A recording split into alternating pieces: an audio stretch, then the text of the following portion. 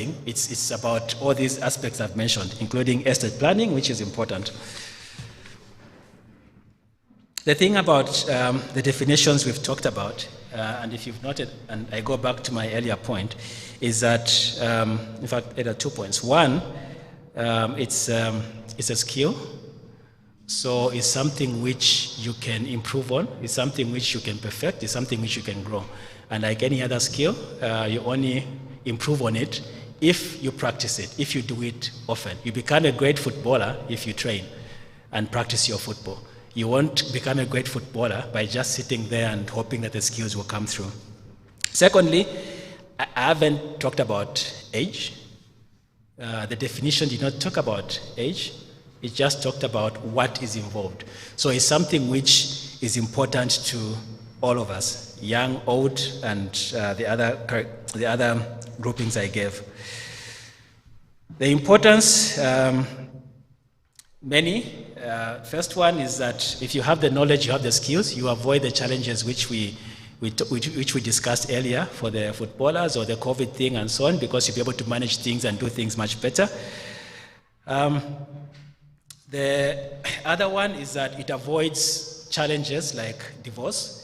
If I Googled on the net, and I knew the answer, but I just wanted to confirm. The number one reason for divorce across in many countries, and I'm being polite by saying many countries because I think the results were a bit different in some cases, but number one reason, or at least one of the top 3 reasons, is money and money management. People divorce, or the reasons for divorce is because a couple cannot manage their finances better or well. It's not about adultery, it's not about cheating, it's not about this, that, respect and so on. The reason why people divorce is because of the poor money management, which shows the importance of this, especially for again, back to the young ones who want to get into marriage, or to the couples who want to live 25 years like many other couples. I'm not mentioning names, and so on. Then also, for the youth, and this is something which, by the way, I found interesting when I came through, is that for some reason they're not marrying, not because they can't find someone to love. Well, there's that aspect also as well, but it's because they don't have money. I know many I've spoken to, and I'm like, but how come you're not married? And he says, dude, I don't have the money. I can't afford to host a wedding. I failed to appreciate, but that's what it is. Especially when one is doing a come we stays, something I picked up earlier last week, kind of arrangement, cohabiting. So you live for 10 years, have children, but you refuse to have that, to formalize the marriage just because you don't have money to finance a wedding. Well, in the discussions we'll look at means and ways in which that can be done, or at least before you start living together. And finally, if you don't manage your financial resources well, you definitely then have a very difficult retirement. You'll be one of those who would just want to go back to the office, or just stay on and continue going back to the building where you used to work, because you feel like you get a salary, and although that won't happen, but life becomes difficult at home. So we start with the financial planning life cycle, which I mentioned all of us have definitely go through in one way or another.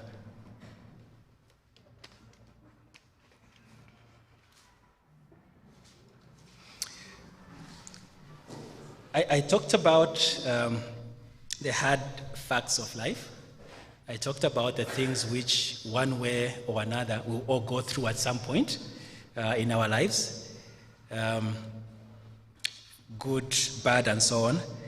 And that means that at whatever stage in life you are at, you have the opportunity to stop, stand or sit down, and look or plan ahead.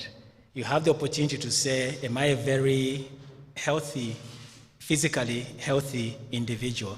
Yes, then you're good. No, if the answer is no, and you have allergies and flus and things like that, then what you should be saying is you need finances, or you need to find means and ways to finance your medical bills, because come what may, you will fall sick.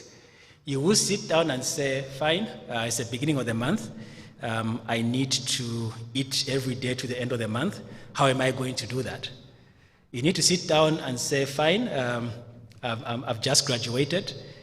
I'm 20, 21.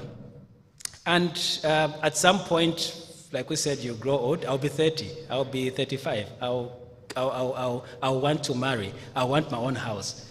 I want my own car. You think through that and plan for them, and start planning and seeing how you are going to achieve that. And that's what the Bible tells us, that a wise man will think ahead. He will be there to look at the things which I give. And it's no surprise. It's no surprise that certain things will come through. That's what it is. You will grow old. That's no surprise. You will need to eat supper this evening. That's no surprise. So if you haven't planned, or you're not thinking about what you're going to eat for supper, supper time will come and you're like, what am I going to buy? Then you find that you've got no tomato, you've got no onion, you've got no whichever, and of course you go hungry. You'll go hungry. At the same time, it does advise us that the plans of a diligent person will give you an advantage. The advantage being, if you plan now for things which are going to happen a year, 2 years, 3 years, months ahead, and so on and so forth, life will become easy. Life will become much easier than one who hasn't planned. So I talked about, again, the stages in life. So if we plot your obligations, being your liabilities, if you plot your commitments, if you plot what you have to go through or will go through in life versus your age, you'll be able to see that, we come up with this particular curve in the sense that as you grow older, of course, you are born. As you grow older, you start thinking about things like education. You start thinking about things like marriage. You start thinking about things like kids, housing, and so on and so forth. At some point in your life cycle, the obligations you have will peak, depending on how you've managed your life. They'll peak, and then they'll start coming down as you grow old. As you grow old, definitely, if you've educated your children well, you won't have to start thinking about their education because they'll be independent. If you bought a house, rent won't be an issue. If you paid off your mortgage, loan repayment won't be an issue, so it starts coming down. Of course, things like health will always be there. So point is, as you grow in age, so many things will be happening, and your role is to balance all that. Your role is to balance the asset creation perspective. Your role is to balance the lifestyle you want to lead with the challenges and obligations which will come through. Your role is to look at family income protection. How do I protect my family to ensure that if things like COVID come, I will be able to reduce the impact of that? And of course, things like medical expenses as well. Now, the challenge is if you don't recognize this fact, if you don't recognize the fact that this future will come, then yeah, that's a huge challenge, and you will have a difficult life. This slide I like, and I'll try and spend a little bit more time on it. And it's following the Bible principle, which we find in Genesis 41, 47 to 49, which is the Egyptians who had 7 years plenty and then 7 years of famine. But in the period of 7 years of plenty, they were able to keep as much as they could to be able to to be able to help them in the 7 years in which there was famine. So we know the story. There are two lines there. One is the light blue line, according to what I'm looking at. Not sure. I think that, probably it's the same color. And one is a darker line. The light blue one is referring to your disposable income, and it's referring to your savings. It's referring to how much you can save and your ability to save. The dark blue one is looking at your commitments. And of course, at the bottom, there are numbers. There's 20, 30, 40, 50. That's your age. When you've just graduated, chances are you're still staying with your parents. So, and if you're lucky enough, you get a job, you're earning 2 million shilling, 2 million shilling for a graduate who is not paying any bills is good money. The only person you have to think about at that time is yourself. So you think about the clothes which you're going to wear, think about the shoes which you're going to wear, and just everything else. So at that point, it means that because of the excess cash or fewer commitments you have, you've got a very good opportunity to save. You've got a very good opportunity to put money aside for use later on. Then as life goes on, your commitments increase. Why? As you're probably reaching 40, which is where they max. Why? Because at that point, you probably have a family. You're married, you've got children, you're thinking of a house, and if you take it a bit further to maybe 45 or so on, you start thinking about retirement. And that's when your chances of saving become low. Why? Because your commitments at that point are heavy. There's so much you have to think about. Kids, fees for the children, and so on and so forth. There's so much. So at that point, your ability to save reduces, which is why the line goes like that. Then as you go further, the commitments reduce. Your ability again increases, but your expenditure, of course, is low because you don't need to spend on certain things. Here is a life lesson, again, for the young ones. If you've got plans, dream, ambition to say, one day ambition is probably the wrong word, but one day I'll marry, I want to get married. And you probably say, I want to get married, 30, 35, 40, and things like that. You know the time yourselves. And you are probably working, you've got a business, you've got an income. The further you postpone, the further you push that goal to when you're getting older, the further you push it in terms of age, is the further you're pushing the commitments and obligations which you have, or which you are going to have. I assume we are together. If you say, I'm going to get married at 40, and I want to have 4 children, it means that the challenges which come with having a family, with children, taking them to school, all those medicals and things like that and so on, have been pushed from where they are right now at the 40 or less to a much further age. And if you push them to a much further age, take note that you're not going to work forever. You're not going to be in business forever. And at that point, of course, depending on how you've managed your finances, your income levels will come down. So the further you push the pressure on yourself to that particular age. They've given us, again, I got this from the internet. What we have is sort of like a normal standard kind of thing and so on and so forth based on whichever research. But the point is, and life lesson, and as you think through, there's no right or wrong, but as you think through, just take note that the further you push your obligations, the further you put pressure on yourselves in terms of meeting those obligations. However, which is where the principle of Genesis 41 comes through, the further you push, the lesser obligations you have right now.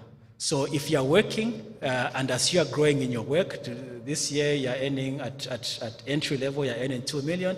After 5 years, you're promoted, you're earning 5 million, it goes up to 10, and you're still single. It means that your obligations, your commitments are fewer, and you have much more money to save. So your obligation, your thinking, and because you've sat down and you've looked ahead, is to say, right now I've got excess cash or excess finances because of limited or few commitments. So your role will be to try and narrow these lines, to bring them a bit closer by saving when you have that opportunity to save because your expenditure is low, for the purpose of using those funds at a time when you would need those funds. I assume we are together. Fantastic. I like this slide. So, the actual financial life cycle, which we all go through. Again, I got this from the net. 5 stages: early career, mid-career, late career, early stage retirement, and later stage retirement. And they all come with certain ages. Again, there's standard. It depends on your. It's not like it applies to everyone in terms of age. It's something where I mean it applies differently depending. So it should not be taken as a fact. It should not be taken as that's the way things should be. So in your early years, you have your job. Like I said, you're probably living with your parents. You've just graduated. Not much things to worry about. You have one very big asset that's for the youth. Who can guess what that asset is? Time. Fantastic. You have time. You have time to make mistakes. Not that you should. Well, still make mistakes anyway. At the same time, you have time to maximize on your savings, maximize on your investments, maximize on your goals. So take advantage of that. Use that. At that particular point in time when now you're starting your career and everything else, there are certain things which you think about. And of course, one of them would be, where do I even start from? Kelvin is talking about savings and so on. How do I save? How much do I save? Where do I even save these monies? What should be my immediate goal? What should be my medium-term goal? What should be my long-term goal? So you start thinking through such kind of items.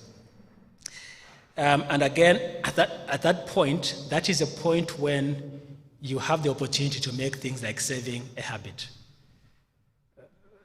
Well, ideally, I would have said you start earlier, but at this, that's when you're getting sort of like a formal income.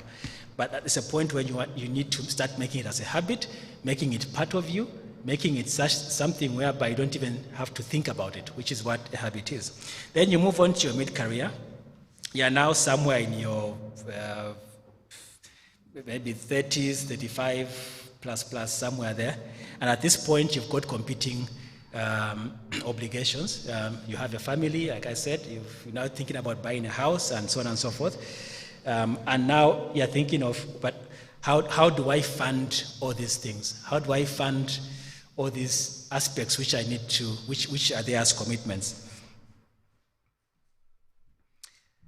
The next steps for you on that would be how you will be diversifying the income, because you would not be able to fund all those, or you would, depending on how you're living it, but depending on the goals you have, you want to now diversify, have various income streams to enable you to meet those challenges, those obligations. Then you go into the pre-retirement years, which is where some of us are now you're in your 40s, going to your 50s, and the big questions come. I'm going to retire in 5 years, I'm going to retire in 10 years' time. Am I ready? Did I save enough? Did I plan enough? Did I invest enough? What kind of life do I want to lead? If the life I want to lead is such that I want to afford so much, where am I right now? Can the resources I have enable me to fund that kind of retirement? If the answer is no, what can I do about it now? In the remaining 5 years, in the remaining 10 years? For those who've been there, you'll find that this is when, and I think it's a mistake which many of us make. This is when, one, you start thinking about retirement, and then for employers as well, this is when they start bringing in experts to start teaching you and telling you about retirement. You're 45, you're 50, and then someone is saying, now you start preparing for retirement. You should have started preparing 10 years ago, not 10 years, 20 years ago, when you started work, when you just started your career. Then you move on to the retirement stage. You're now retired. Life changes. I asked a friend of mine years back who we used to work together, and he retired. And I asked him, so how is it? And he said, Kelvin, the income you get, really respect it. The first month you go without a salary is hard, or can be hard. Because you just check into your account, or money is there, yeah, okay. You know that even next month, money will still come, and you go to sleep, money will still come. But then you go to sleep, there's no money. It's hard. So now you retire, early stages, and there's no money. Depending again on how you manage your retirement, that becomes a challenge. At the same time, you start thinking about your identity. I was introduced as CFO. I retire. Who am I afterwards? The bank has let me go. I'm no longer CFO, so who am I? What will I be? Some of my friends probably will be working, and I need, or I want, or I feel like I need to keep up with them. They're getting certain kinds of income, so I start, using up my little resources just to be in the grouping or be accepted. That becomes a challenge. Of course, I haven't retired yet, so a lot of the stuff I'm talking about is probably theoretical. We've got Elder who knows the facts, but I'll share with you some of the things in terms of the tips, or which I think, or at least what I think about, or we think about at home to plan for retirement. Like I said, we're now in that stage where we're thinking about retirement, because it's just a few years from now, and we'll leave our employment. The last one is later retirement stage. You're now probably in your 70s or things like that. And at that stage, and at that level, you've probably stretched out your resources to the limit. And what you are worried about is, how can I stretch them even further? Because like we said, you're going concern, you live for a long time.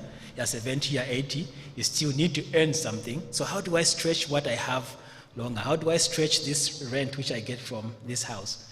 How do I stretch the pension which I'm getting?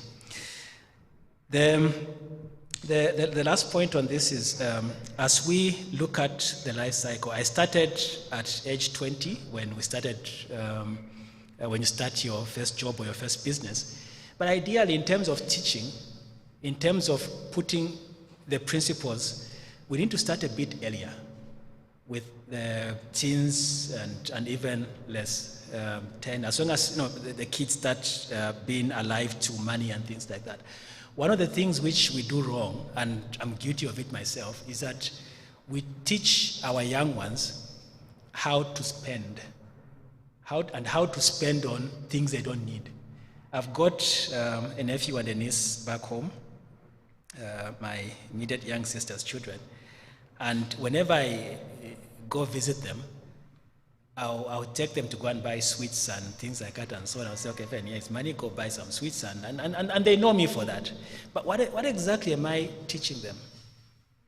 I'm teaching them that money is for spending, and money is for spending on things which probably don't even add value. Yes, as we grow old, maybe even them, they'll pick up and start looking at things differently. But the point is, we can change that by saying, fine, come, let's go to the bookshop. Let's go, I'll buy you a school book, or I'll buy you something to read, something which will add value to you. And even them, they'll start seeing start seeing money as something they can use to buy important things, not just sweets and sweets and sweets. We get to the point where we look at some of the key financial planning principles.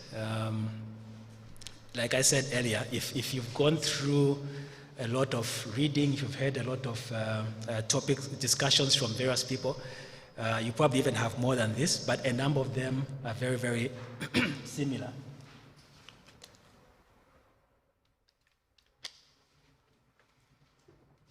A number of them are very, very similar. It's things which are repetitive and so on, but of course, just because we hear them doesn't mean that we do them. So the first one is, be deliberate in your planning, in your actions, in everything you do. We've heard, we are hearing right now, we are picking up some things from here right now. So what next? We'll pick them up and then go, probably have a good discussion with our friends. Oh, this man said this man said that, I agree, I don't agree, and things like that and so on, which are all entitled to. Then we leave it there. But definitely, through the 1 hour I'll be here, and the next hour I'll be next week, you'll pick up at least one thing. Then what are you going to do with that one thing? Being deliberate means that that one thing you pick up, you actually do it. We've definitely heard the discussions on planning. I mean, we've been told many, many times, plan. January, make resolutions, for those who make resolutions, write them down. And when you write them down, that's when they become, more valuable and things like that. But how many times do we actually do that? So number one action, number one principle for me is just be deliberate. Do it. Start saving. If you don't save, just start saving. You don't have to complicate it. It's nothing, like where you need so much. It's just take your 1,000 shilling, if that's how much you've decided, and put it aside. As simple as that. I was very impressed last week.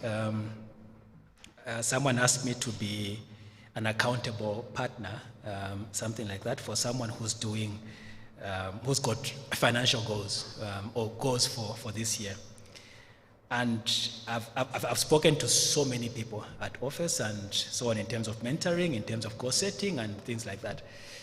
And normally, the ones we talk about are the ones I've seen written are the ones which we have in the office, because at the office they tell you have to write and then sign off. The personal ones, those, people talk to you and say, yeah, these are my goals, this is what I want to do, and so on and so forth. But last week someone shared with me very well written down goals. This year my aim is to raise so much money. This year I want to do this, and this is how I'm going to do it. And all that was written, and I was like, wow. Because, and not just written, but written so well. I write, but I don't write that well. I just scribble and these are the 10 things I want to do, and so on and so forth, and review them. But this is what, and this is a young person, a youth as well. So I'm very keen to see how the discussion will proceed. The next one is discipline. Saving or financial planning is not an easy thing. It's something which can be frustrating. It's something which can make you think like, why am I doing this? It's something which can last for years. I talked about you start your job at 2021 and you start thinking about then 45, 50, 55 when you plan to retire. And I talked about knowing how to save and beginning the habit of saving.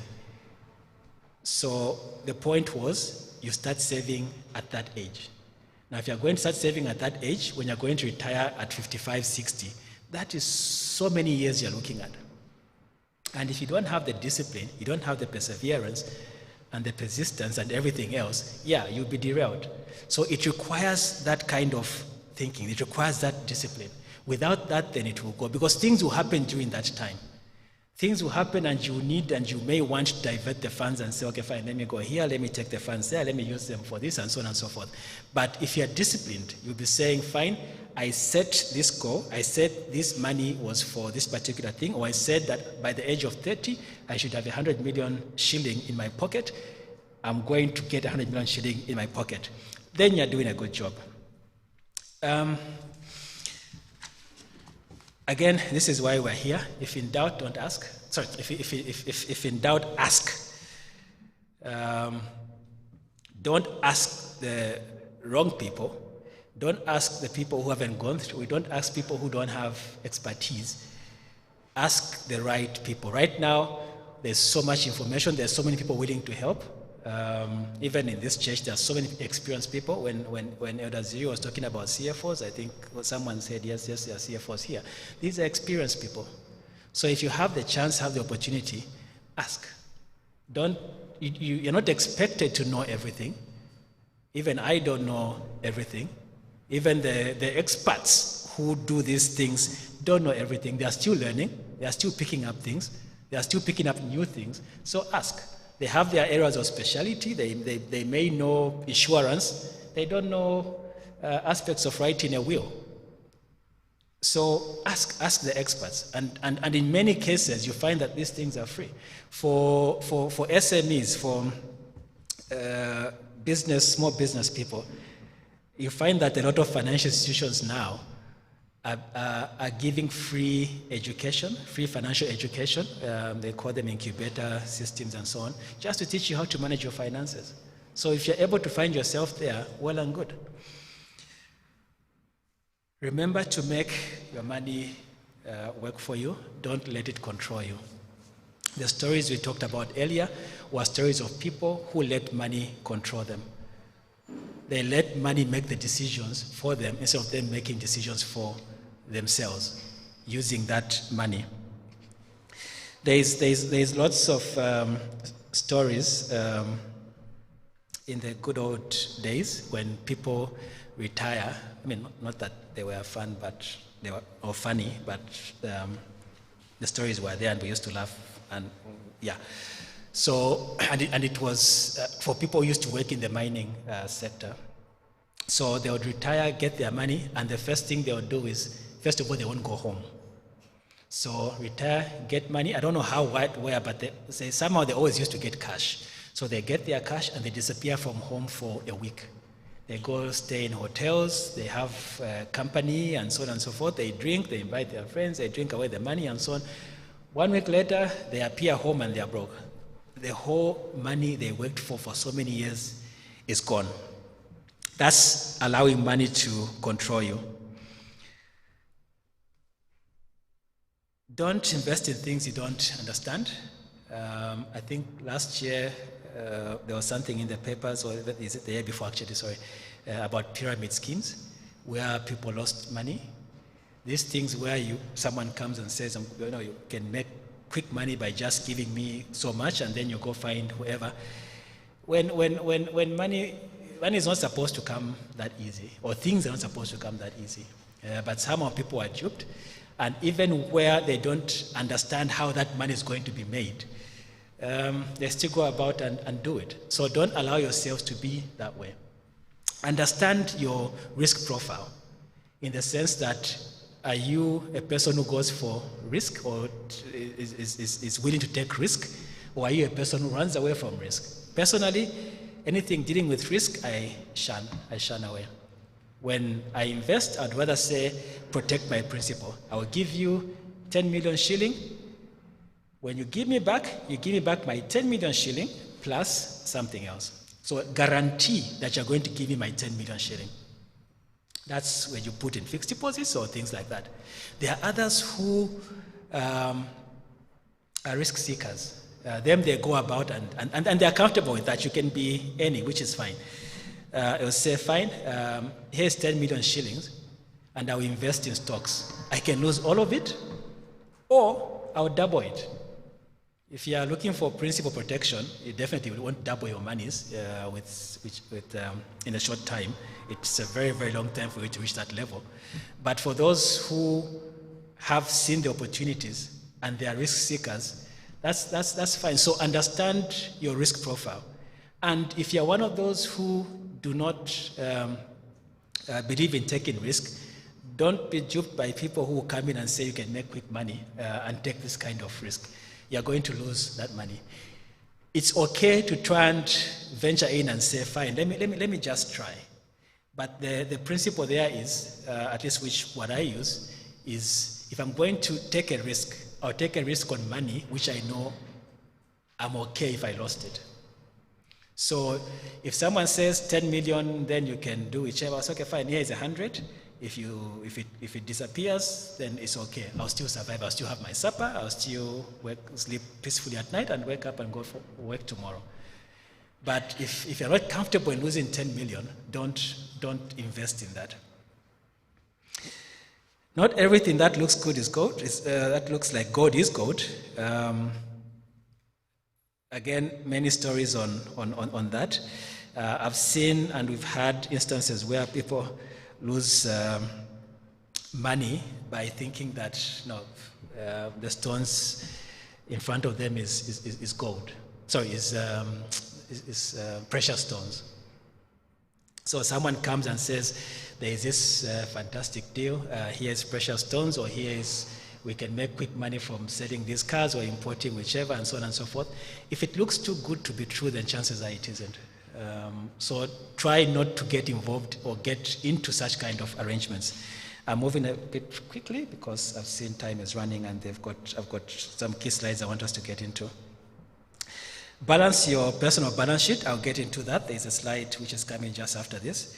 But we did talk about a bit in the previous slide when I was talking about family and going ahead and things in so many years ahead in life.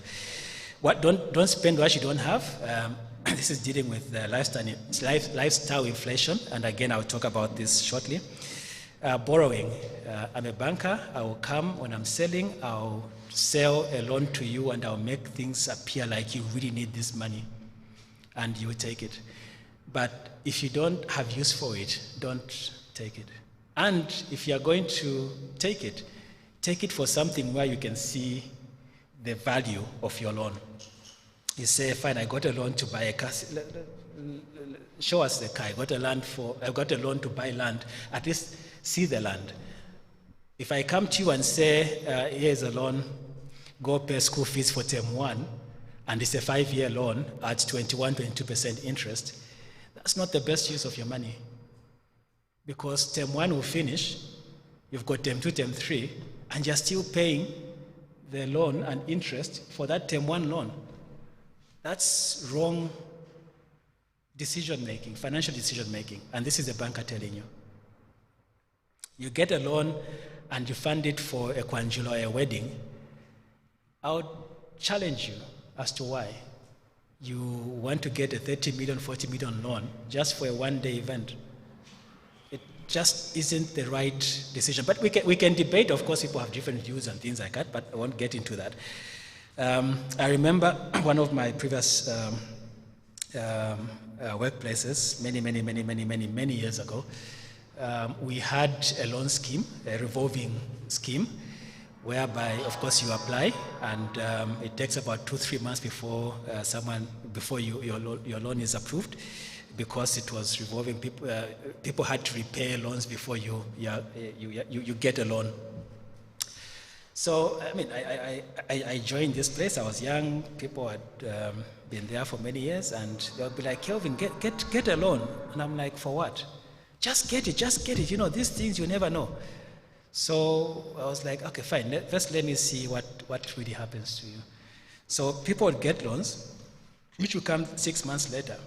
And the first thing they would do is lunch for everyone in the office, me inclusive. I'm like, but I mean, this is your money. You got it to buy something important. Why are you sharing it out?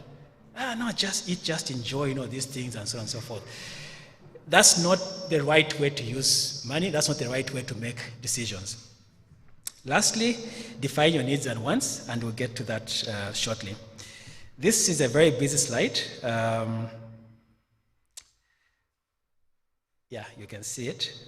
This alone can take us an hour or 2 hours. There's lots of information here. There's lots of do's, there's lots of wants. And I think for today, that's the only number slide I have, but next week we'll have a little bit more. So here's a personal balance sheet. For those who might have challenges with the wedding, it's just a financial position of yourself, showing your assets, what you own, and what brings you money versus your liabilities, which is where your money goes, or obligations which you have. So this gentleman has assets. He has money in operating account. The operating account is the account he uses for his day-to-day expenditures. He has a savings account, emergency for emergencies, which is very good. Whenever there's a challenge, he's got money which can be able to cushion his expenses. He's got a fixed deposit, which is again a fantastic thing. He's invested. He's earning some interest on it. He also has some money in a retirement fund, 50 million shilling, which is good, and of course that is building up. He owns a house, he owns a car, he owns land. So in terms of wealth which he believes he has, and this is what normally we see from the outside whenever we are seeing all these people we are seeing, is worth 513 million shilling. Then he has liabilities. Normally these are things we don't see. So when we're seeing all these people living certain lives and so on and so forth, we see the positives, the nice things, but there's this other side which we never see, and we only see when things go wrong. So he got 2 loans. Well, he's got a number of loans. It's really loans. He got a loan to buy a car, which was worth 70 million. He got a mortgage. Good thing. He needs a house and he's investing in a house. Then he got unsecured loans. These are the easy, quick loans you can get in 4 hours with some banks, or 2 days. You just feel like you need a loan and you can afford it on your pay slip. You go and get, so he got 140 million. He got another one for 90. He also went to his friend and said, lend me some money, I'll pay you in a few months' time, and he got 45. What his obligations are 555 million shillings. His obligations are more than his assets. So if anything were to happen right now to him, he loses his job or something like that, he would need to find 42 million shillings to just pay off his obligations, because his assets, what he owns, would not be able to fund his liabilities or what his obligations are. Meaning that if things were to go bad, he would be finished, he would be in the streets, and people will still be there bothering him, saying that you owe me money. Specifically, this friend of his said, you haven't paid this money. I've also extended it a bit. You've seen there's less than 3 months, there's 3 to 9 months, there's 1 to 3 years, and over 3 years, just for fun and again to drive a point. Just to drive a point. So what it's saying is that for the operating account, he's got access to it. He can access it now, and he can access it tomorrow, he can access it whenever. So whenever he needs money, that's his operating account, he can access that. Savings account, he can only access it after 3 months. So he's got the kind of savings account which you can't access immediately when you need funds. The same thing with fixed deposits. He's got something which he can access maybe in 9 months, and 20 million which he can access after 1 year. And the rest goes. Then on the liabilities side, he's got liabilities like for the car loan. His car loan is over probably a 5-year period. So he got a 5-year loan, which is paying over 5 years, and it's due. It will finish off in 5 years' time, and it seems he just sort of like got it. Mortgage is over 5 years as well. Personal loan, the first, second, is over a period of time. The loan from his friend is due next month. So as we are in January, so if he got this whenever he got it, next month the friend will come knocking saying, I want my money back. The friend, yeah. I've highlighted 3 things, which just to drive the point home, which are key. But like I said, there's lots of things here. There's lots for discussion, and if time allows, at some point we can have just a session on this. So the first one I mentioned is the fact that his net worth is 42,000 negative, which is not a healthy financial situation or position. So if you go by the definition of financial health, this is not being in a very good financial health. Where you want to be, at a minimum is square. Your assets should equal your liabilities. What you own should equal what you owe. That's a bare minimum. Then our goal is to make it positive and much better, such that if anything happens, you can say, here is your money, and I'll still remain with whatever I'll remain with. That's the first one. The second one is that I talked about the loan from a friend. It's due next month, and he's got nothing to pay it with. So where is he going to get his money? Chances are he'll tell the friends, okay, fine, sorry, I'll give me 2 months' time, and so on and so forth. If the friend is understanding, that is fine. If the friend isn't, then friendship goes and other things would happen. Or he'll go to the fixed deposit he has, the 30,000 plus the 20, and go to the bank and say, okay, fine, you have this money which I put in for so many months, can I have it now? The bank will give him, but at a cost. So he won't even get 50, he will get less 50. So he will lose out on the monies which he invested, which is not a wise decision. Lastly, I've put car loan 70 over 3 years. Then there's a car loan, the actual car in the 1 to 3 year bucket. What am I trying to say? I mentioned earlier that when you get a loan, make sure it can be supported by an asset or something you can see, and something which you can see good, something which you can see with the right value or equal value. The moment they start being like that, or if the asset gains, like land ordinarily would gain, buildings would gain, and the loan is reducing, you're in a very good position. But if it's the other way, then there's a problem. He owes 70, but if the time came to repay, he only has 50. So it means that he's short 20. Bad decision. Worse still, the amounts are not tying, meaning that the car he bought wasn't even a good car. The fact that it can only go up to 3 years, after 3 years is buggered. Meanwhile, he's got a loan to repay. So after 3 years, assuming it's a 5-year loan and it's going up to 5 years, so after 3 years, the car will be written off, it's gone, but he still owes money. So you have money which you are paying for something which you can't see. The same thing with Kwanjula and wedding and getting a loan. You owe money, you owe someone, you owe the bank or whoever for something which you can't see. I mean, you can't keep a Kwanjula and say, this is a Kwanjula I have and I had. It's not like that, it's gone. It's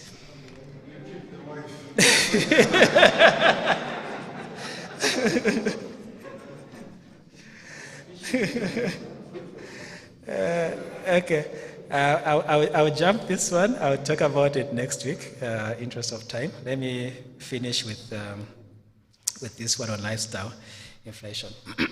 So, it's just big words which mean very simple concept. So the concept is this. We normally tend to adjust our lifestyle with changes in our income status. So when I'm earning 1 million, I'll have a certain kind of lifestyle. When I'm earning 2 million, I'll have a certain kind of lifestyle, and it goes on. What this slide is saying is that even when your income is going up, manage that growth. Make sure it's a growth or change in lifestyle which you can sustain. An example, you get a promotion at the office. Salary increment, probably 30%, which is big increment in this environment. We don't get 30% increment. Inflation is where it is 3 point something, 3.9, 3.6%. Chances are if you get an increment on annual, you'll be likely to get 10%. But because you are promoted, you are given a 30% increase. And it feels good. On top of that, they give you a title, a good, powerful title called a manager.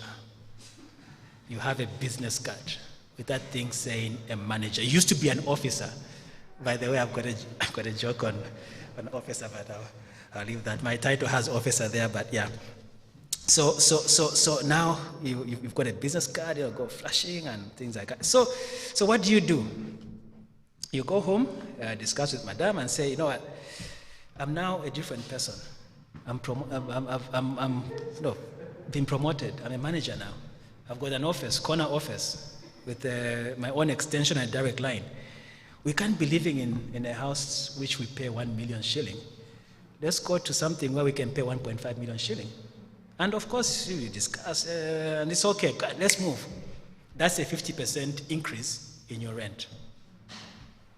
Then you're like, no, we're a family, we've been bonding, you know, every month we go eat fish in Luzira or Gaba somewhere, once a month. I mean, different people now. Let's take every Friday off. Let's take every Friday we go to some expensive place within town or wherever, and this is something where we can manage. And you're like, fine, we'll bond, we'll get closer, the kids will be exposed and things like that. And it feels good, it sounds good, and you do it. Next thing you're like, you know what? The kids have been going to. We live in Najanankumbi, and kids have been going to this school. Why can't we take them to a school in Naguru or somewhere?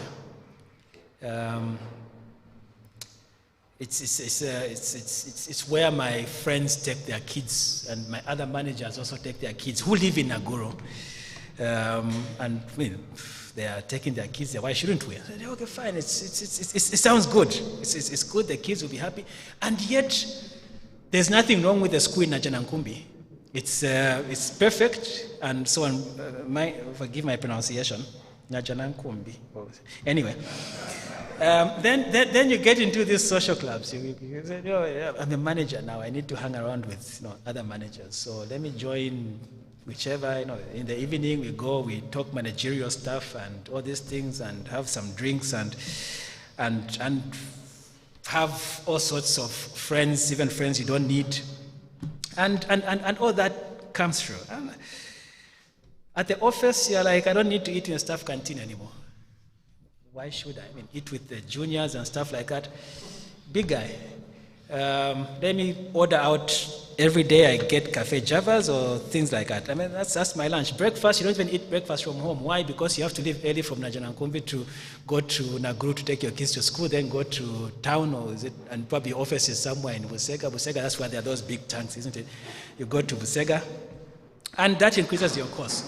So what that does is that ultimately at the end of it, that 30% increase you had is gone. And what does it do? It takes you in the negative. You're actually spending more than what you had. That's your lifestyle inflation. So we're not saying that you should not be adjusting your lifestyle when things change. You should. But adjust it to a level which you can maintain, and a level which you can sustain. If you can sustain an addition of GABA lunch after church and things like that, then yeah. That's the only thing you can sustain, but nothing more. So I'll leave you with a few other principles from the Bible, straight from the Bible. First one is about inheritance. People, we need to leave wills. For the young ones, as you are growing, keep that in mind. As your assets start accumulating, keep that in mind. Start writing a will. It's not about when you reach 40, 50 for you to write a will. You can start writing a will for as long as you've got assets. When you start paying, contributing to institutions like NSSF or institutional pension schemes, chances are they'll make you fill in a form to say, if anything did happen to you, how should you distribute the monies which you are keeping for you? That's an example of you having a will. But that's just what you have with NSSF, or that's just what you have with the pension scheme, internal one. So have your own way of splitting your assets. Then secondly, as we live our lives and so on, let's remember that we don't live in isolation. We need to help out people, we need to help out our relatives, our friends. And our relatives, it's not just talking about the immediate family, Kelvin and Mwete and the kids and the 4 kids. No, it's the extended family. If you are blessed, if you are given an opportunity to have a little bit more, help out others. My view is that as you are helping, the kind of help which helps a lot, if that expression is right, is where you teach people how to fish. So don't allow people again to start being a burden on you. Say, come, give me, start feeding 2, 3 other families. Teach them how to fish. Give them enough resources to be able to sustain themselves on their own. And that you've done for a very long time. And lastly, what you put in is what you get out. You put in very little, you get out little. You invest 1,000 shilling, don't expect, not even 20,000 shilling. If you're looking for 100,000 shilling, put in the effort. And for the young ones, for the youth, it's not easy, it's hard. And it requires work. It requires hard work. You see the elders, when they come here, standing here, and they're driving in their cars, living and so on, they've gone through a lot. They've gone through a lot of suffering, whether it's at work, at school, at home, and things like that. Getting all these other incomes and things is hard work. It doesn't come easy, it doesn't come on a silver plate, so you have to put in a lot. So if you want to sow, if you want to reap huge, put in a lot as well, put in huge as well. Your time, of course, your money, if you were talking about money, and your effort. You do that, then you'll be okay. And then take note that even as you sow, there's a time when things have to stay in the ground, then they grow, and then the harvest and so on. There's a time between harvesting and sowing. So don't be in a rush. Plan properly, plan carefully. I did mention that sometimes these things can take 20 years, 30 years. But after, when the time comes, you feel it, and you enjoy it, and you say it was worthwhile. Next week, I encourage you to come through next week. Today was more of an introduction, a huge introduction.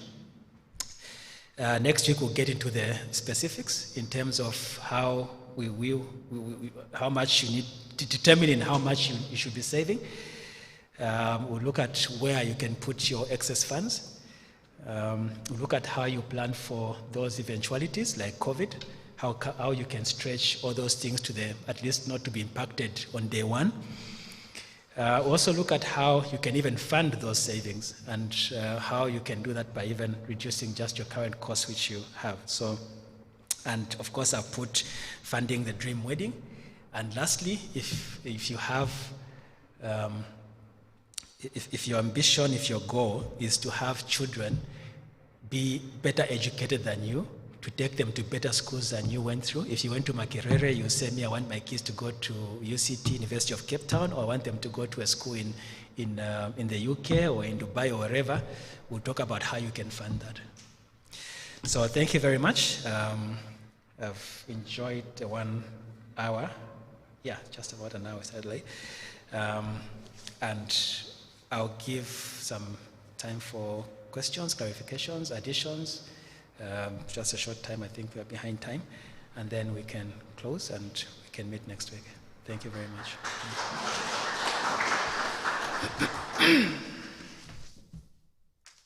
I think I have blabbed quite a bit. I would like to take 3 questions, if they are there. Any 3 questions? Ooh. No questions. That's very clear. Very clear. When I was untrained teacher, they used to say, when people ask questions, either they have understood absolutely, or they have understood. So we'll assume that we have understood very well. They want me behind the microphone. Yes. Are you going to give him a microphone? Okay.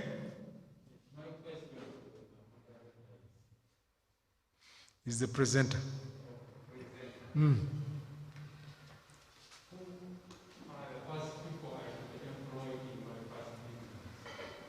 Ooh.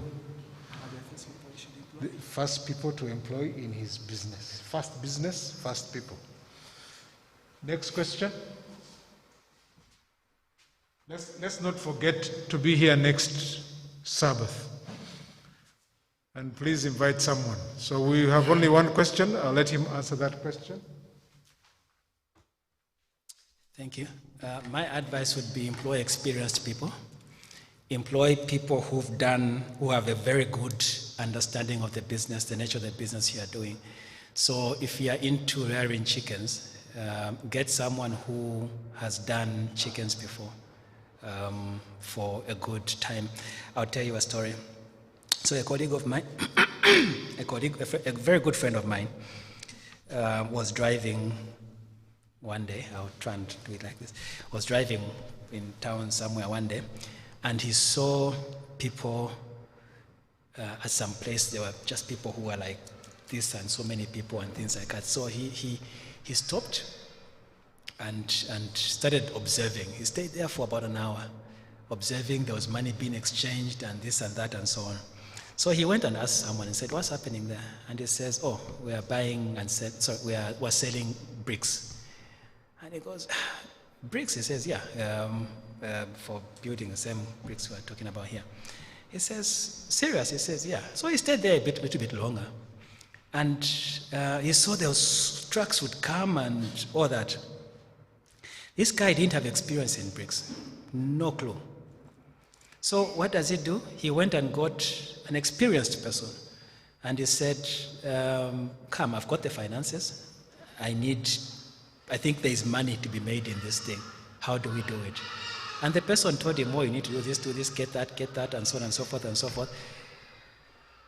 Within, fine, maybe time I won't be able to give, but when he was done and he was telling me the story, I was looking at a block of 8 flats, which he had built from the money which he had made from that business from bricks. Why? Because he got the right people. This is something I've seen. Because he got the right person, the right people, and of course he had his skills in terms of finding the sales. He's into procurement and sales. So he could get the business contacts, but at least he had the right person who could make the right quality bricks and so on. So my simple answer is, yeah, get the experienced people. Not family just because you are family. Get experienced people. All right, I'm going. Yes.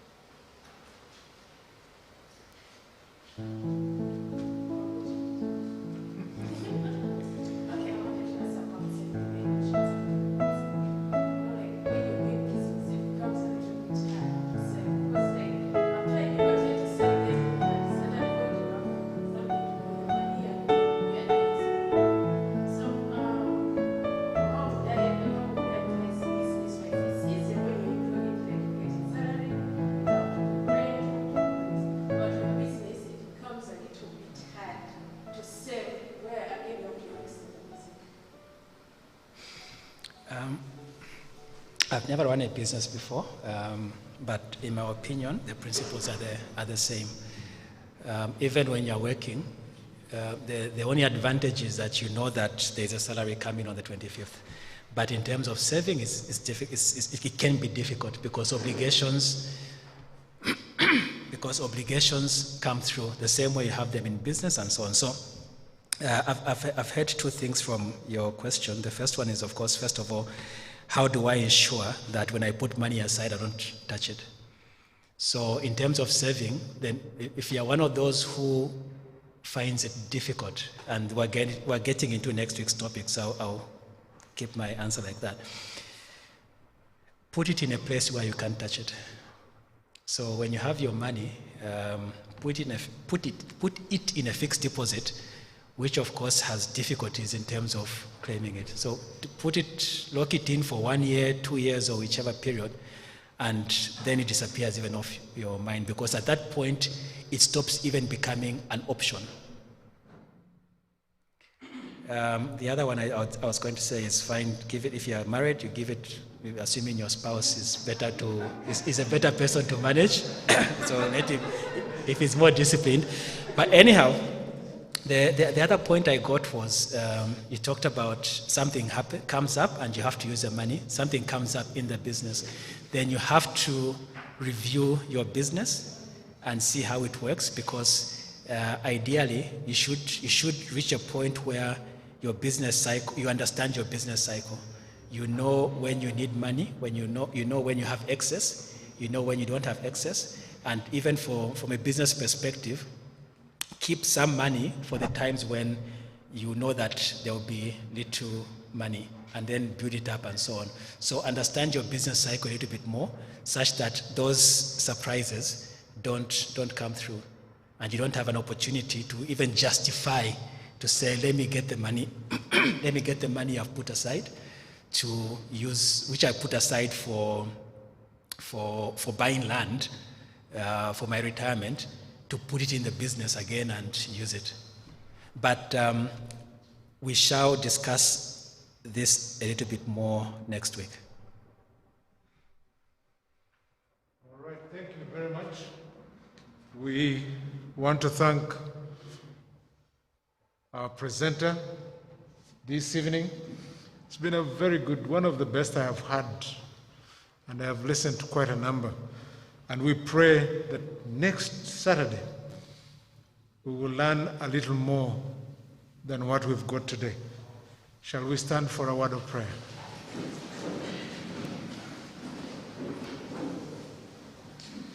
Our Father in heaven, we thank you this evening for you have sent us your manservant to present to us, to educate us, to teach us how to be good stewards. Lord, as we go home, take us home safely and prepare us for the second coming.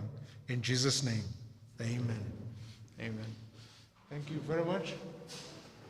Elder T, can I hand over the time? Please. Can we sit?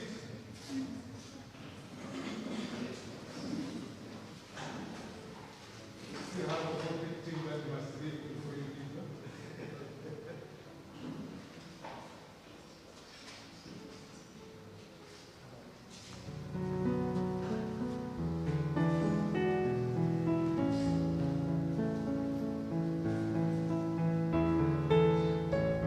Yes, good evening, members.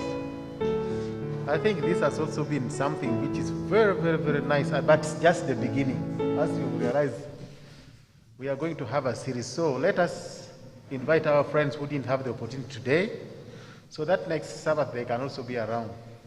And as you are telling them to come, please also make sure that you come, such that we all learn of these very important things. You realize this thing is touching each and every one of us, and we all stand to benefit. So let's make it a point. Let us make it a point that we make it here.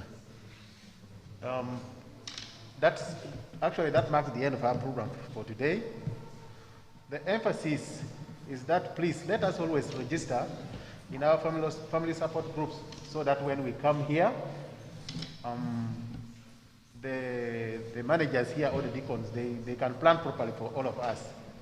We should always register, because the list which is there is submitted every week. So much as you may be recognized as a member of a certain group, but not all members actually do come every time. So you should always ensure that you register every other week, so that the plan can be drawn accordingly. So we just pray that God gives us His mercies as we go home.